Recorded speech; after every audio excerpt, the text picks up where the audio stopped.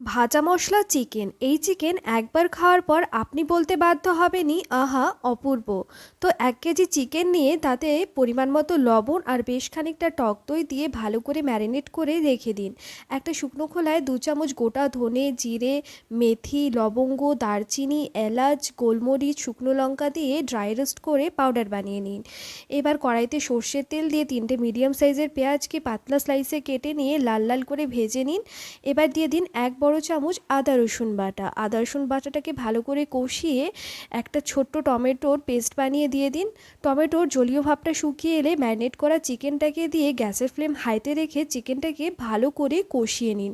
ঠিক এইরকম একটা টেক্সচার এলে এবার ভাজা মশলাটাকে 2 থেকে 3 চামচ দিয়ে আরও 2 থেকে 3 মিনিট ভালো করে কষিয়ে নিন। এবার পরিমাণ মতো জল দিয়ে গ্যাসের ফ্লেম লোতে রেখে ঢাকা চাপা দিয়ে চিকেনটা কুক হওয়া পর্যন্ত রান্না করে নিলেই রেডি হয়ে যাবে ভাজা মশলা চিকেন।